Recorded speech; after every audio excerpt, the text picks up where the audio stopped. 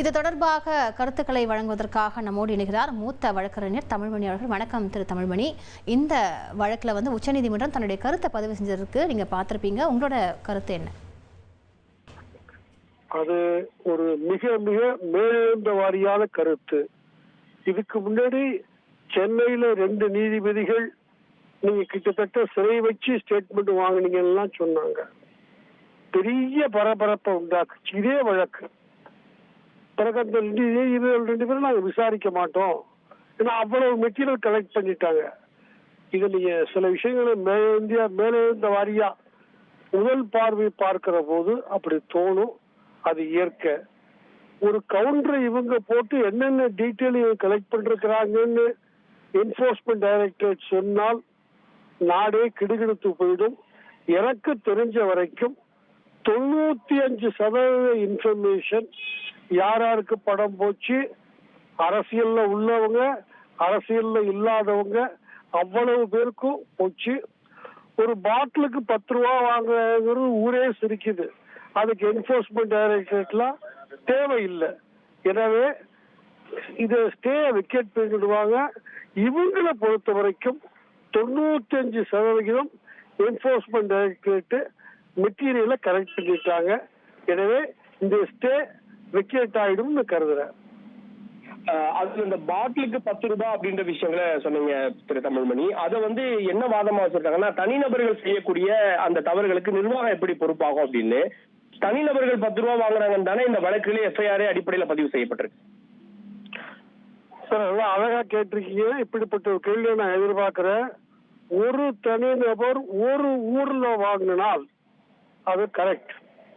டாஸ்மாக் நிர்வாகத்தையோ அரசாங்கத்தையோ பயன்படுத்தாது. தொடர்ந்து வாங்குறாங்க. அவங்க நீங்களே கேட்டிருப்பீங்க, நிச்சயமா நீங்க கேட்டிருப்பீங்க. ஒரு சீனியர் பத்திரிகையாளர், நீ மினிஸ்டர்கிட்ட சொல்ல போறியா, போய் சொல்ல அமைச்சர்கிட்ட, அவருக்கு தானே போகுது அப்படின்னு ஓப்பனா சொல்றாங்க. அத ஒரு பப்ளிக் ரெக்கார்ட் பண்றான் என்போர்ஸ்மெண்ட் டைரக்டரேட். இல்ல, அது 1 தடவை 2 தடவை 3 தடவை 4 தடவை. எனவே ஒரு விஷயம் தொடர்ந்து காசு வசூலிக்கப்படுமானால், அரசாங்க நடவடிக்கை எடுக்கலன்னு சொன்னால், சட்டப்படியான லீகல் பிரசம்ஷன் அது அரசாங்கத்தில் உள்ள மேலதிகாரிகளுக்கு தெரிஞ்சு நடக்குது, காசு அவங்களுக்கு போகுது அப்படிங்கிறது தான் சார். இதான் சட்டம், இதான் காமன் சென்ஸ். அதுல ஒரே ஒரு அமலாக்கத்துறைக்கு நீதிபதிகள் அடுக்கடுக்கான கேள்விகளை எழுப்பியிருக்காங்க.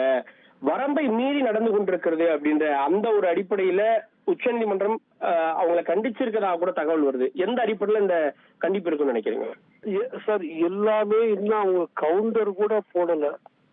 இவங்க போட்ட அப்பீல் வந்திருக்குது. இவங்க தான் சொன்னாங்க, தமிழ்நாட்டுல எந்த நீதிபதியும் எங்க வழக்க விசாரிக்க கூடாது, வெளி மாநிலத்துக்கு அனுப்புங்க. தமிழ்நாட்டில் உள்ள அவ்வளவு நீதிபதிகளும் திறமை இல்லாதவர்களா, நம்பிக்கை வைக்க கூடாதவர்களா? இவர்கள் ஆட்சி செய்கிற இவர்கள் மாநிலத்தில் எந்த நீதிபதியும் கேட்கக்கூடாது, வெளி மாநிலத்துக்கு. இது போன்ற ஒரு நிகழ்ச்சி எனக்கு தெரிஞ்சு இந்தியா சுதந்திரம் அடைஞ்ச பிறகு நடந்ததில்லை. வெளி மாநிலங்களுக்கு மாற்றப்பட்டிருக்கிறது. அது ஆளுங்கட்சி கேட்டு அல்ல, எதிர்கட்சி கேட்டு. இயற்கை புரிஞ்சு கொள்ள முடிகிறது. எனவே இவர்களுடைய முழு வழக்கினுடைய வீக்னஸ் இந்த ஆட்சிக்கு தெரியும். அதனால்தான் தமிழ்நாட்டில் உள்ள ஒரு நீதிபதி இதை கேட்கக்கூடாது. எனக்கு ரொம்ப சிரிப்பு வேதனை ஒரே நேரத்தில் வருது. இப்படி ஒண்ணு கேட்க முடியுமா? அது தங்கள் வழக்கை பற்றி தங்கள் சொன்ன கருத்து, அதாவது இந்த ஆட்சி சொன்ன கருத்து. கேஸ் போட்டது யாரோ இல்ல, ஹோம் செக்ரட்டரி.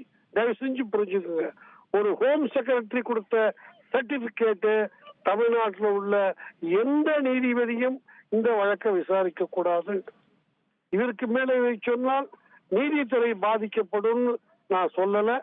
இது எப்படி ஒரு முதல் பார்வையை தவறாக தமிழ்நாட்டு நீதித்துறை அவ்வளவு பேரும் தவறு என்ற எண்ணத்தை கேட்கிற யாருக்கும் உண்டாக்குமோ, அதை போலத்தான் எதிர் வழக்கை கேட்காமலேயே உச்சநீதிமன்றம் சொல்லியிருக்கிற சில கருத்துக்கள் இவங்க ஒரு பதில் மனு தாக்கல் செய்து வாதாடினாங்கன்னா தூளா போயிடும் அப்படின்னு நான் நம்புறேன்.